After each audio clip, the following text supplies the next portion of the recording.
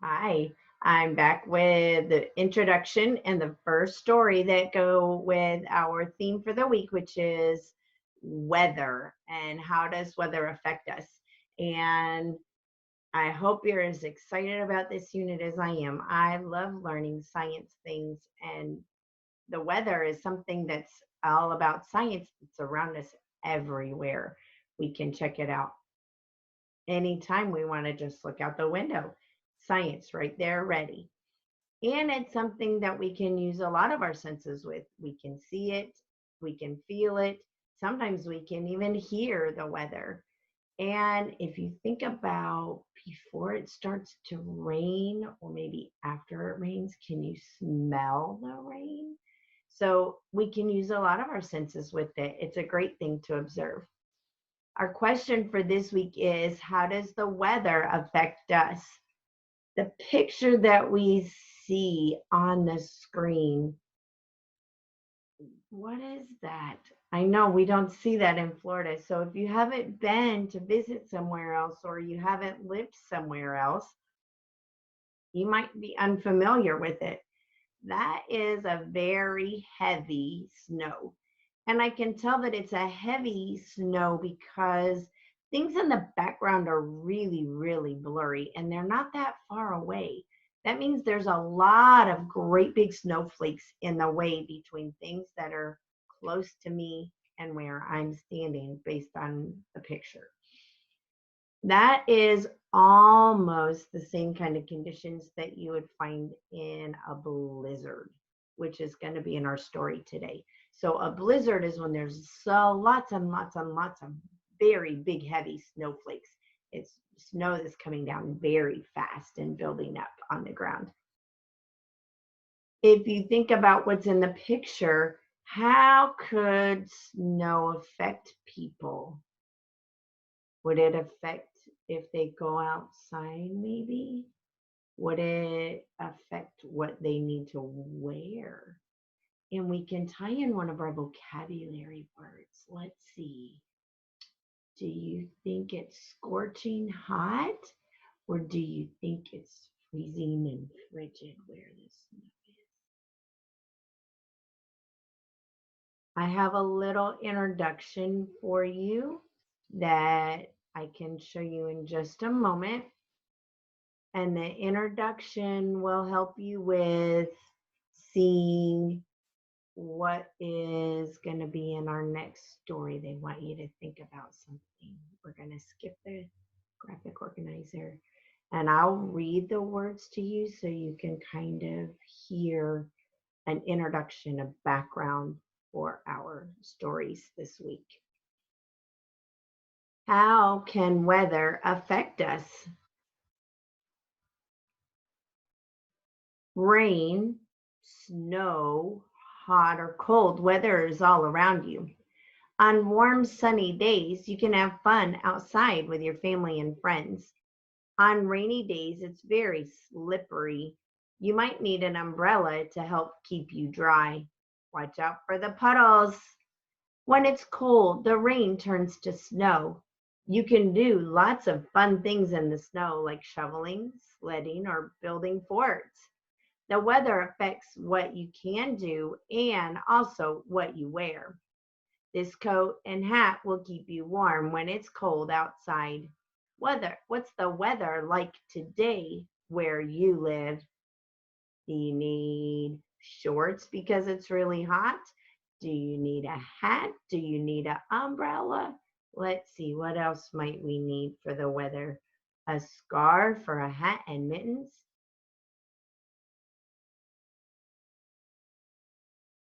Our story today is a fable. It's a fact that's really, really exaggerated. That means if you say, I'm so hungry, I could eat a horse, could you really eat the whole horse? No, but you're telling me you're very, very hungry. It's an exaggeration. You are making up something really big. It's not a lie because you're comparing things. But our story today has several of these exaggerations. And as you listen, I want you to use a new strategy. Your strategy is called visualization, and that means you think about what you hear in the story. One example is the picture. Can you see all the bowls of porridge or cereal that's in the picture? They're all stacked up everywhere. In the story, we're going to hear the words 40 bowls of porridge he ate for breakfast. Could anybody really eat 40 bowls of porridge? That would be a lot. That would be bigger than your mom's biggest pot. But if you want to understand how big of an exaggeration it is, you can picture in your head all those bowls of porridge being empty because the baby ate them all. Visualizing or seeing a picture in your head will help you understand what you hear. So here is the story of Paul Bunyan and the popcorn blizzard. This is one of my favorite stories. I heard this one when I was in first or second grade, and I've always loved it. I hope you like Paul Bunyan as much as I do. What would you do if it snowed popcorn? America is a mighty big land with some mighty big heroes, but Paul Bunyan was the biggest and strongest hero of all. Paul was born in Maine. Maine is one of the states of our country. It's way up near the top. When he was just a newborn baby, Paul was so big that it took 10 huge trees to construct his crib. Wait a minute. Would a baby need a crib so big it could use 10 trees? That would be big enough for a barn. Do you think a baby could be so big it would need a barn for a crib? It took a herd of cows to keep his milk filled and an entire wheat field to make the 40 bowls of porridge he ate for breakfast. As fast as some babies grow in 10 years, Paul grew in a single month. His mama had to be very creative when making clothing for her unusual son. She used wagon wheels for the buttons on his shirt. When Paul began to walk, he was so tall he could cover a mile in a single step. Move on to picture number 2. We see grown up Paul Bunyan with a blue ox. What is Paul doing with that blue ox? Let me see. I predict the story's going to tell me that Paul has to help the blue ox because look, he has a rope and he's pulling on it. Paul's father taught him how to swing an axe and cut down trees. They sold logs from the trees to lumber mills to make wood. When Paul grew older, he decided to head west where there were plenty of forests. He arrived out west during the winter season that came to be known as the Blue Snow. Nobody could have imagined that winter would be so cold. The air was so frigid that people there shivered and turned blue just thinking about it. It was so cold that even the snow turned blue. One day, Paul was walking over huge blue snowdrifts and brushing the snow off the treetops. He was listening to the wind howl when suddenly he heard another sound. He went from hearing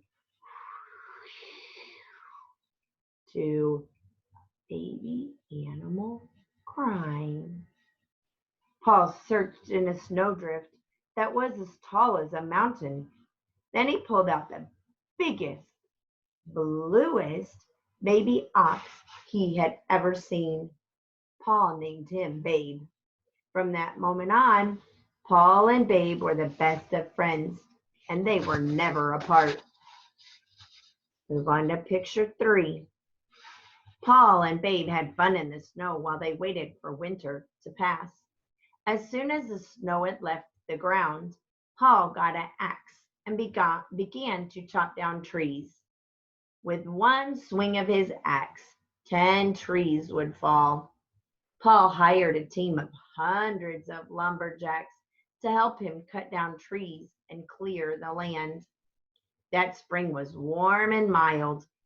Paul's team cleared so much land that farmers planted row after row of corn in the new fields. When summer came, the sun got hotter and hotter, and the corn stalks grew taller and taller. The time came in the growing cycle for the corn stalks to form ears of corn. The kernels of corn on each ear grew bigger and bigger. Paul's team went right on clearing more land for fields. One day when the sun came up, it was scorching. Oh, super, super hot. The lumberjacks couldn't work. Paul walked by. The men rushed to him because his shadow was the only shade for miles. When they complained about the heat, nobody else heard. Their words melted from the heat before they could reach anyone's ears. Words really melt so people can't hear them? Wow, that's quite an exaggeration. All of a sudden, the corn started popping all across Iowa and half of Kansas. Big corn kernels burst right off the ears as loud as fireworks. Look at picture number 4. Wait a minute. It looks like it's winter. Why are the people wearing coats and hats when it's really summer and it was scorching hot? No one predicted the heat would cause the kernels to pop the way they did. Clouds of popped corn flew through the air and gently sank to the earth like giant snowflakes. In fact, Paul's lumberjacks thought the popcorn kernels were snowflakes. "It's a snowstorm!" they shouted. The lumberjacks ran inside to put on their jackets, their boots, and gloves, and ran back out again. They began to make popcorn snowmen. They made popcorn balls and had popcorn snowball fights. As for Paul, he just stood and watched his lumberjacks and grinned. He saw that in all the excitement, everyone forgot to think about the heat. He knew his team would soon be back at work chopping trees, refreshed or cooled off and excited by the popcorn blizzard. I like the Paul Bunyan stories because they're very silly. Things like that couldn't really happen, but it's kind of fun to imagine that they do. I hope you enjoy the story as much as I do. What do you think would be an interesting thing that could be turned into weather? If you want to hear more stories about this, think about Cloudy with a Chance of Meatballs is another story about food becoming weather. And there's even a movie to go with. I wonder, how is this story the same as Cloudy with a Chance of Meatballs? There's a challenge activity for you. Have a great day.